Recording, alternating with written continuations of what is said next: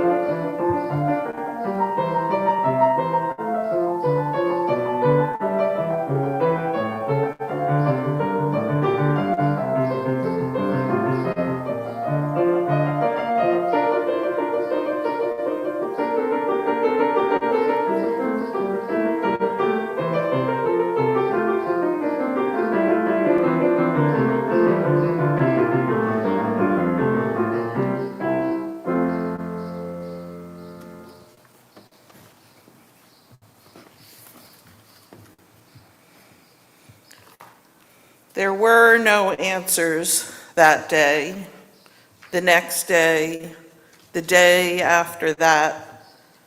But then slowly life began to make sense again.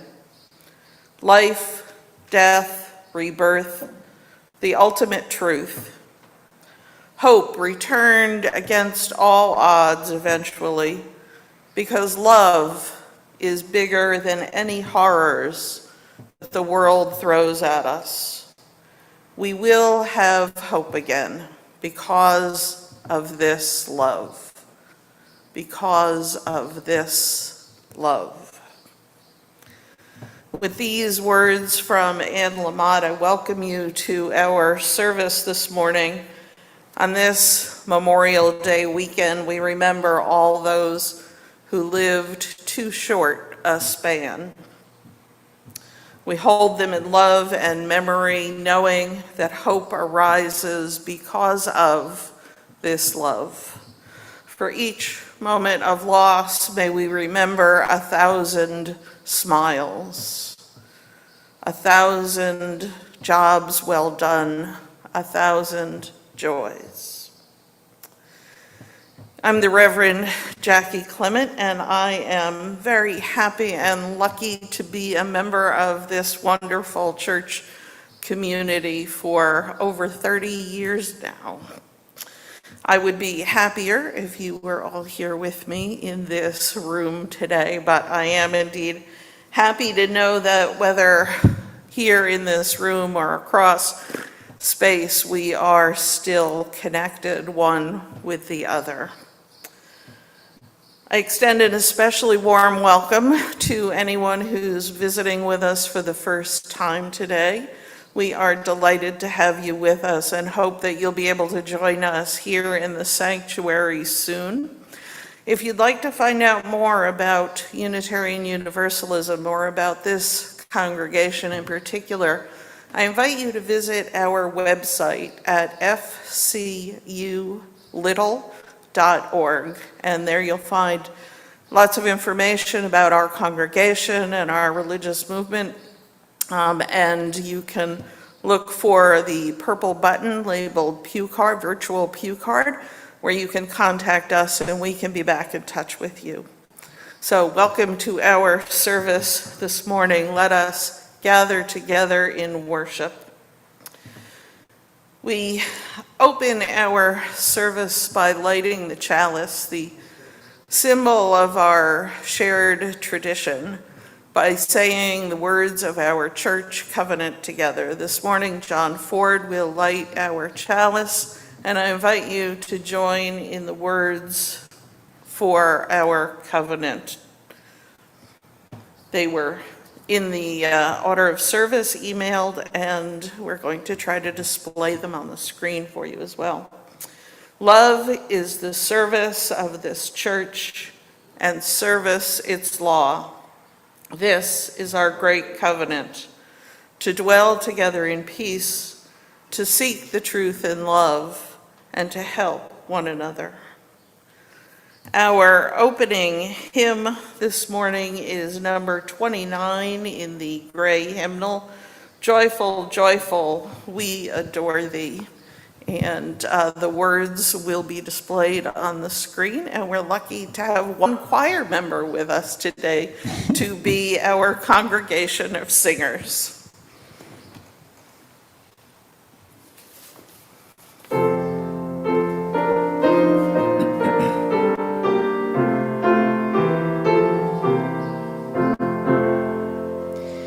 Joyful, joyful, we adore thee, God of glory, God of love. Hearts unfold like flowers before thee, hail thee as the sun above. Melt the clouds of sin and sadness, drive the pain of doubt away. Giver of immortal gladness, fill us with the joy of day. all thy works with joy surround thee. Earth and heaven reflect thy rays. Stars and planets sing around thee, center of unbroken praise. Field and forest, vale and mountain, blossoming meadow, flashing sea, chanting bird and flowing mountain, call us to rejoice in thee. Thou art giving and receiving, ever blessing, ever blessed, wellspring of the joy of living, ocean depth of happy rest. Ever singing, march we onward, victors in the midst of strife. Joyful music lifts us sunward in the triumph song of life. Thank you. And now our wonderful Director of Religious Education, Thea, will offer a story for everyone. So please gather any children who are around so they can enjoy the story. Good morning. I'm home and I'm sick. So I will leave after this. So please don't be offended. I have to go back to bed. But I have a wonderful little story.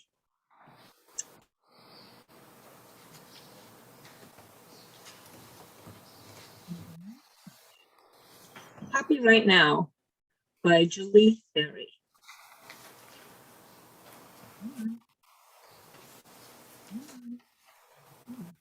Why is it not doing this? There we go.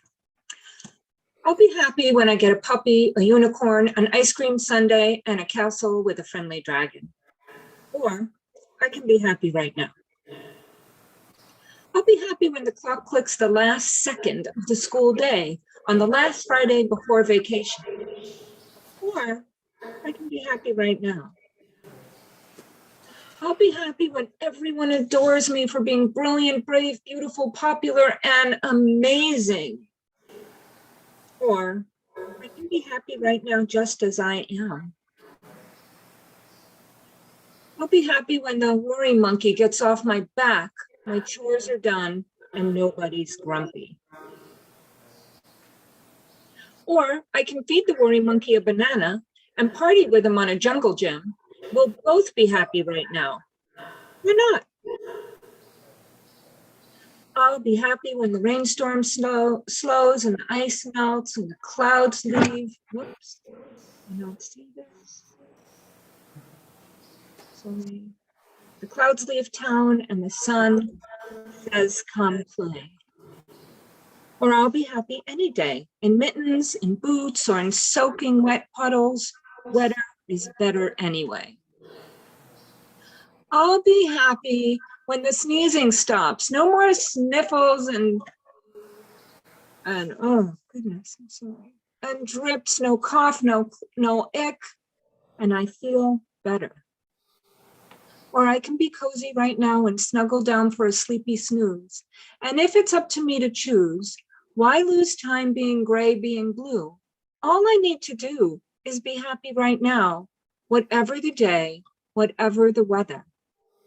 But what about when happy right now is a no can do? When the troubles and sadness are much too much and feeling my feelings is all I can do.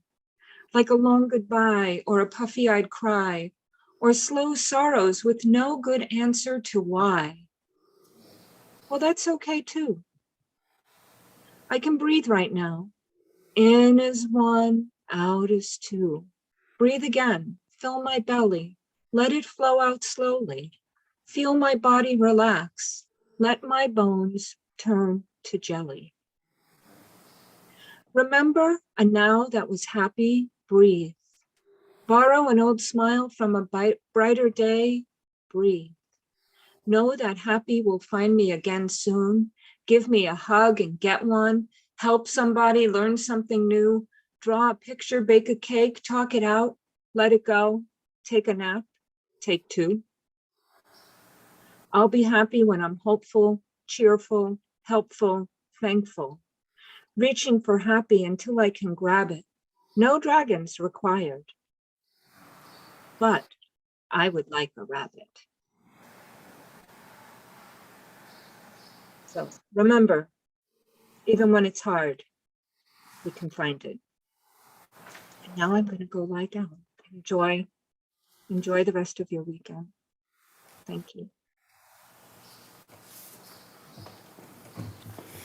Thank you, Thea. We hope the rest of your weekend is enjoyable as well. Our first reading this morning is from Aristotle, the Nicomachean Ethics.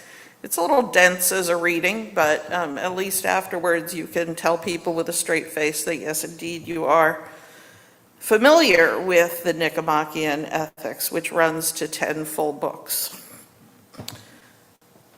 Let us discuss what it is that we pronounce to be the highest of all goods. We may almost say that the great majority of mankind are agreed about this, for both the multitude and persons of refinement speak of it as happiness and conceive the good life or doing well to be the same thing as being happy. But what constitutes happiness is a matter of some dispute. The popular account of it is not the same as that given by philosophers. Ordinary people identify it with some obvious and visible good, such as a pleasure or wealth or honor. Some may say one thing and some another. Indeed, very often the same man says different things at different times. When he falls ill, health is happiness. When he is poor, wealth. What definition of good then will hold true in all the arts? Perhaps we may define it as that for which the sake of which everything else is done. The good of man is the active exercise of his soul's faculties in conformity with the excellence of virtue. Moreover, to be happy takes a complete lifetime. For one swallow does not make a spring, nor does one fine day. And similarly, one day or a brief period of happiness does not make a man supremely blessed or happy.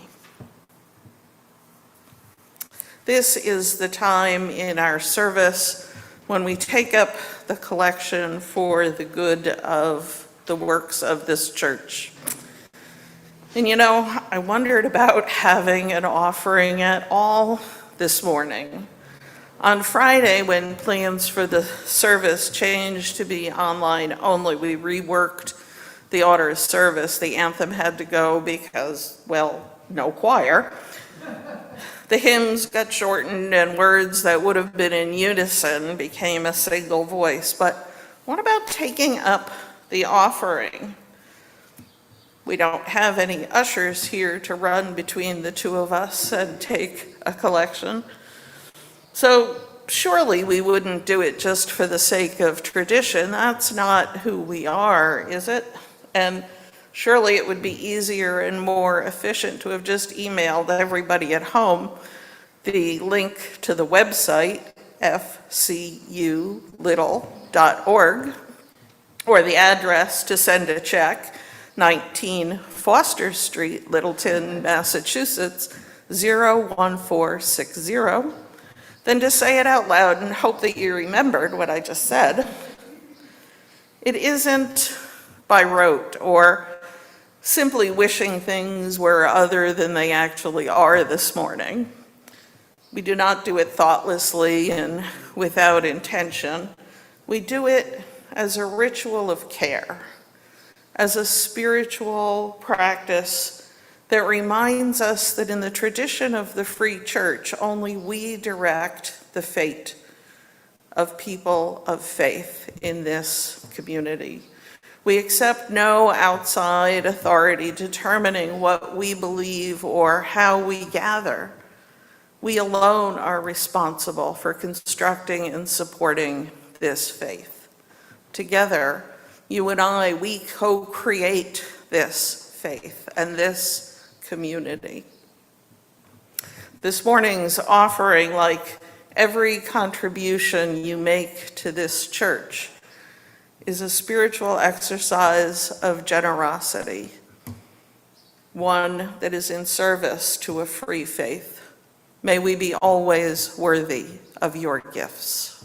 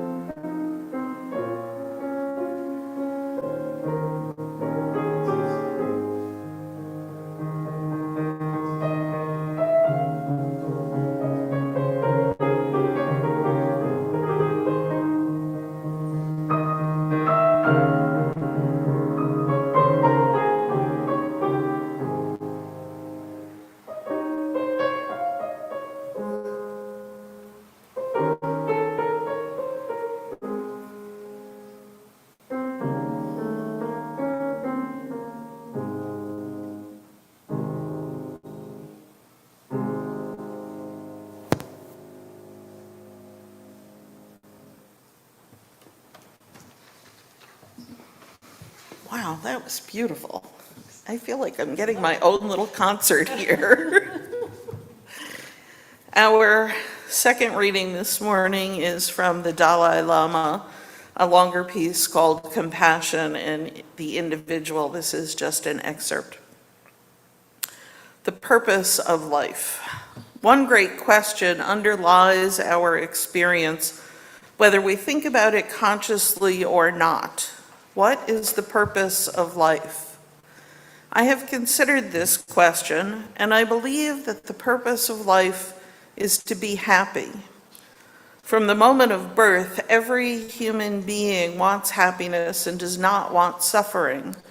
Neither social conditioning, nor education, nor ideology affect this. From the very core of our being, we simply desire contentment. I don't know whether the universe with its countless galaxies, stars, and planets has a deeper meaning or not. But at the very least, it is clear that we humans who live on this earth face the task of making a happy life for ourselves. Therefore, it is important to discover what will bring about the greatest degree of happiness.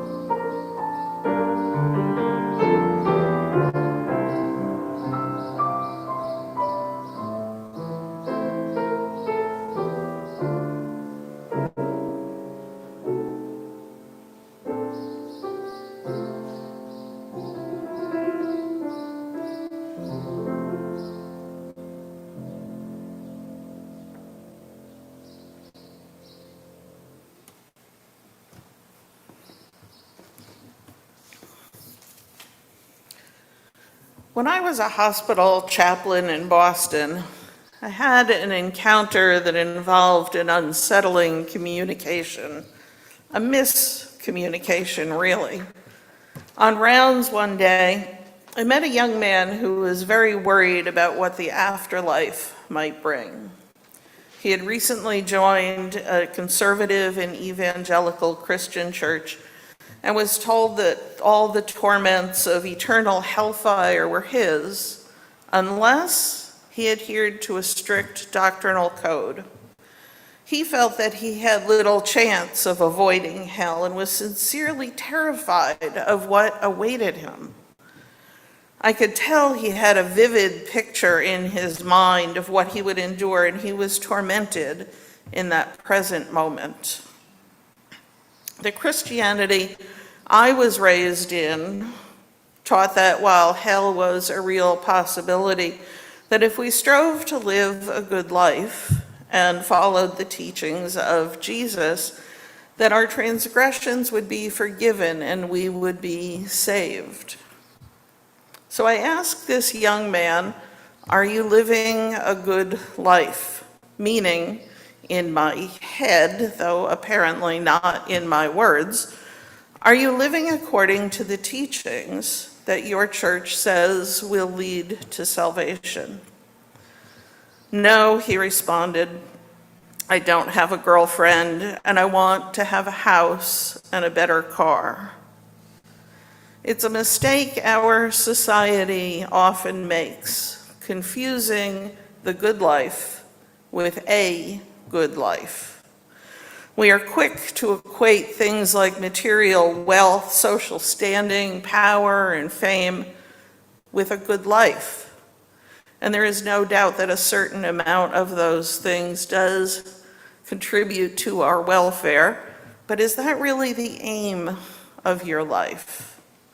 Or is your definition of a good life different from what is commonly called the good life? I invite you to consider what it means to you to live a good life. What is the purpose of human life? How do we achieve it? Is it the same for everyone? So many more questions spring to mind. So today I want to consider the goal of human existence, what philosophers call the good with a capital G, or the end of human life. That same childhood church that assured me of the possibility of salvation also taught me that it was personal salvation that was the ultimate goal, while Judaism teaches that it is salvation of the full community, the healing of the world, that is our greatest good. Islam teaches that the greatest attainment of humanity is perfect submission to the will of Allah. And others would say that our purpose is to glorify God. And I would ask you, what is it you want most in your life? What is it you would want most for your children's lives? Aristotle, who filled those 10 books considering the ultimate human good in the Nicomachean ethics, said that to be the true good, it had to be whole and sufficient in itself, that it had to be one thing in itself that was enough. Further, it could not be a means to something else, but the final goal, the highest and ultimate end. He concluded that happiness is that highest good, that human life's ultimate good was to be simply happy. For both the multitude and the persons of refinement speak of it as happiness. He wrote, you have to love his snobbery and classism.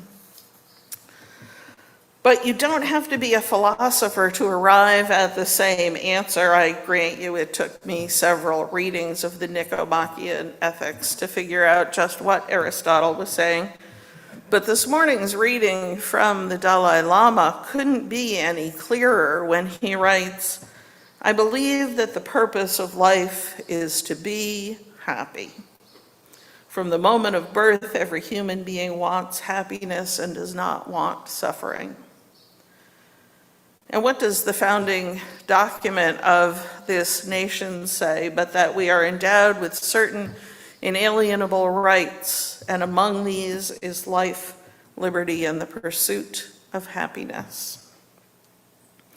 Peter Gomes has been a chaplain at Harvard University for over 30 years, and in those 30 years asked a constant stream of parents what they wanted for their children. Here are students at one of the most academically rigorous institutions and prestigious universities in the world. And did those parents, fitting that lofty tuition bill, say that they wanted their children to be the heads of state or businesses? They wanted fame and wealth, power, and more? No, over the span of 30 years, those parents consistently said what they wanted for their children was to be happy. Sounds like we have some pretty good consensus going here. We want to be happy. But what is happiness? Until we know just what we're aiming at, how do we know how to get there? It's surprisingly difficult to find a single definition of happiness. Thus, the confusion between living a good life and the good life. So what is it to be happy? The Oxford English Dictionary defines it as a feeling or showing satisfaction or contentment. Merriam-Webster comes close, saying it is characterized by well-being or contentment. And psychologists speak of it as a general sense of satisfaction and well-being. But perhaps a definition that may resonate more clearly with some comes from the Urban Dictionary, which defines happiness as a small metal box hinged with pointy edges, wrapped with barbed wire, and hidden in a dark room full of electric eels, razor blades, piles of salt crystals with fans behind them, and random pools of lemon juice. As in, I heard Bob died looking for happiness. Indeed, happiness can sometimes seem like an unattainable goal. But the definitions with which I connect most strongly are those that came from the people I quoted this morning. Aristotle wrote compellingly that happiness was more than a fleeting pleasure, although that was certainly a desirable aspect. And before we get to the more beyond pleasure, I have to take a moment to consider the pleasure of, well, pleasure. The first two drafts of this sermon almost wholly omitted the idea of pleasure. Until yesterday, we went to visit the alpaca ranch in Harvard. And oh my, a new definition of adorable. The day had no message, no profound meaning, no deeper social consciousness. The world is not a better place because I got to pet an alpaca named Isabel. But it lifted my spirit. It fed my soul. It was church at its best. I believe there is not only room but need for such pleasure in life's happiness. When our senses are most fully engaged in laughing uproariously with the sight of beauty and hearing music we love, with tasting an exquisite meal or deep in conversation, it can have a profound effect that is more lasting than the fleeting moment. Pleasure can change us. It can connect us to the divine and compel us to want good for all people. So I do not discount pleasure, but like Aristotle, neither do I see it as equal to true happiness. Happiness for him was a fuller concept, more akin to human flourishing. It was about living into our full potential beyond simple enjoyment and things that feel good in the moment. It's a concept that calls for the use of reason in concert with moral and ethical values. It relies on the quality of your soul. And it requires practicing virtues such as friendliness, gentleness, generosity, compassion. It changes happiness from something that happens to us into something that we create in the world. The Dalai Lama defines happiness as the ability to move through the world with a sense of equanimity and peace in your heart. He writes, I have found that the greatest degree of inner tranquility comes from the development of love and compassion. It comes from within us. We create that love, compassion, and thus happiness in the world. We create it. So here are two definitions of happiness as something including but transcending pleasure, something that draws us into community, into connection with each other, but something still founded in reason and commitment, rather than a whim of the moment, rather than because we felt like it today. It is something that we are committed to. For those who prefer some science along with your religion and philosophy, the field of positive psychology describes a model of happiness that includes some of the same elements of those definitions. Positive emotion, how deeply we are engaged, how strong your relationships are in the world, and the presence of meaning and purpose in life. If you had an order of service this morning inserted into it, you would have found a simple quiz that comes from the field of positive psychology that strives to measure what the author calls subjective well-being, or generally how satisfied you are with your life. I'll give you the statements instead, and you are asked to rate them on a scale of 1 to 7 on how strongly you agree or disagree, 1 meaning you strongly disagree, and 7 meaning that you strongly agree. The first statement is, in most ways, my life is close to my ideal. 1 means you disagree, 7, you strongly agree. The conditions of my life are excellent. I am satisfied with my life. So far, I have gotten the important things I want in my life.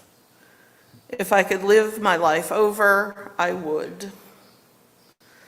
The statements are included in the order of service that was emailed, so if you want to go through them and rate each of those statements for yourself, you can, but I was tempted to leave out the rating scale altogether, because I think it gives a false impression that happiness is some kind of competitive sport, like a Cosmo quiz, that we can rank each other against one another.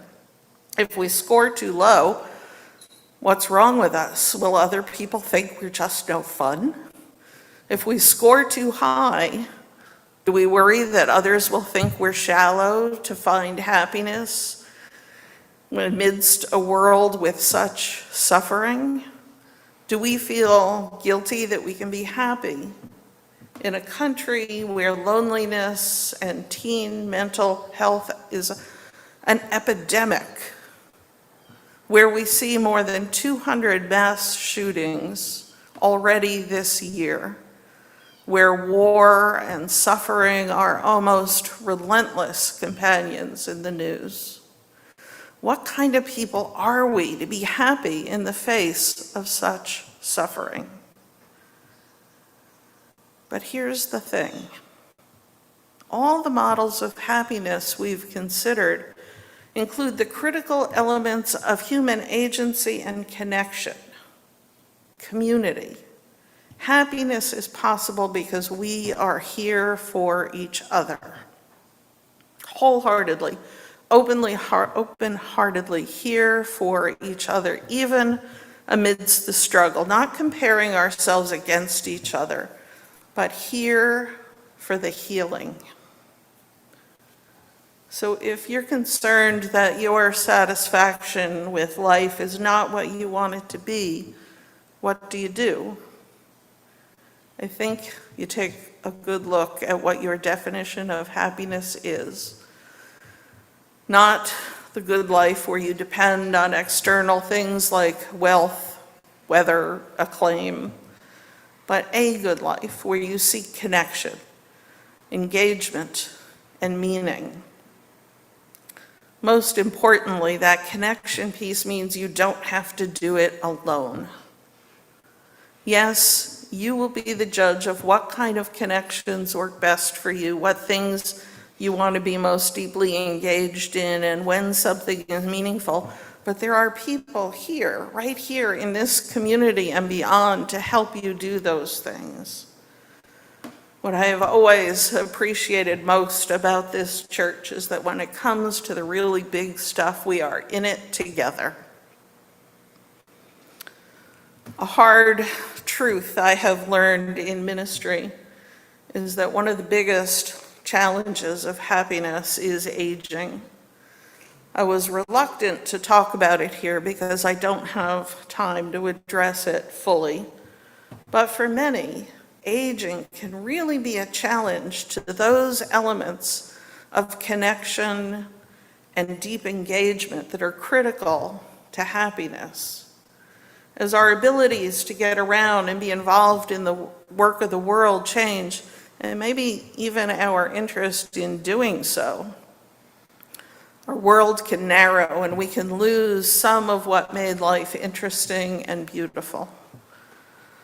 The way our society treats those who have attained great age makes it just more so.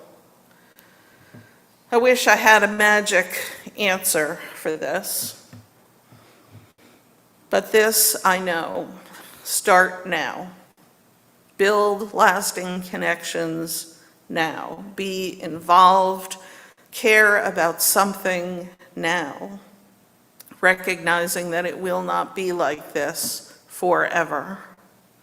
For goodness sakes, join a church.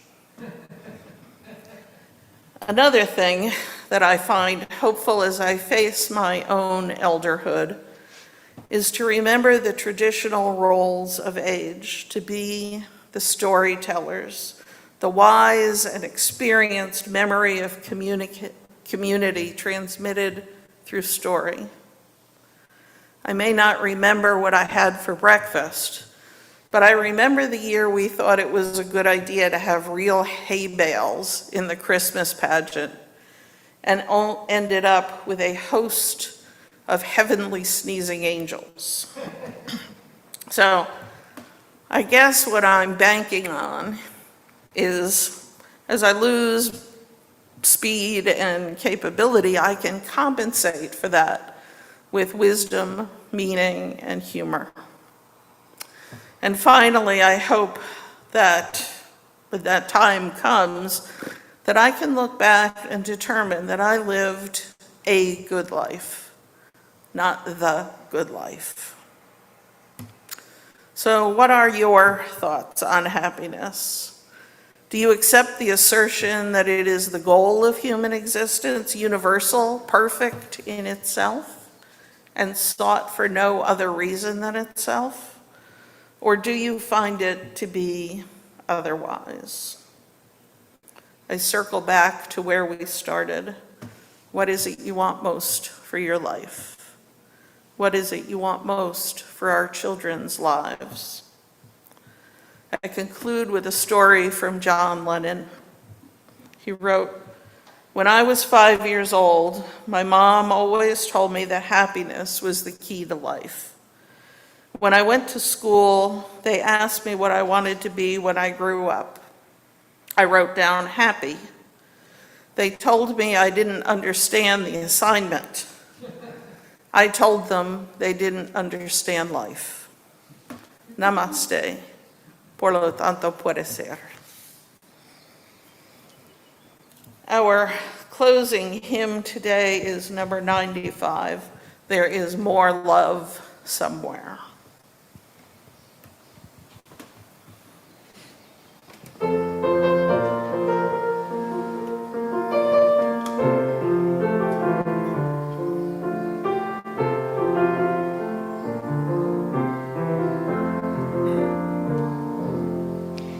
There is more love somewhere. There is more love somewhere. I'm gonna keep on till I find it. There is more love somewhere. There is more hope somewhere. There is more hope somewhere. I'm gonna keep on till I find it. There is more hope somewhere. There is more peace somewhere. There is more peace somewhere. I'm gonna keep on till I find it. There is more peace somewhere. There is more joy somewhere. There is more joy somewhere. I'm gonna keep on till I find it. There is more joy somewhere.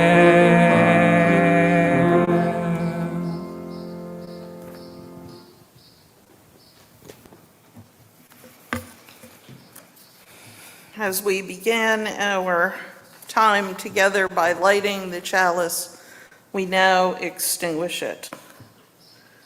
We extinguish this flame, but not the light of truth, the warmth of community, or the fire of commitment. These we carry in our hearts always.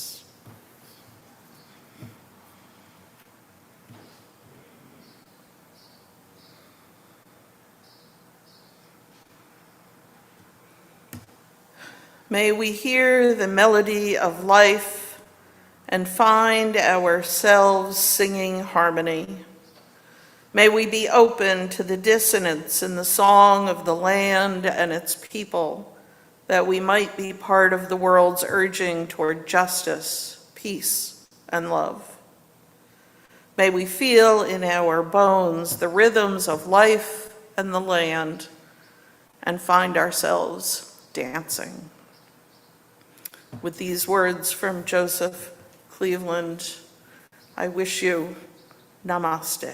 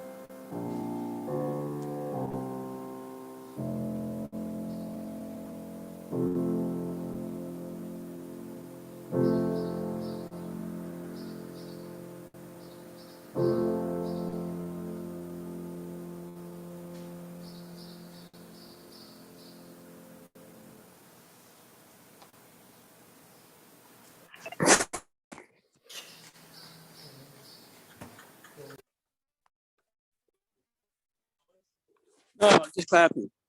And you know, and clap your hands. Thanks a hip camper. Good for the- Actually, that's exactly Yeah. what the sermon was today, What if you're happy to know it? about being happy. It's such a reason for living. That's right. I'm off of mute, but Doug, do you have the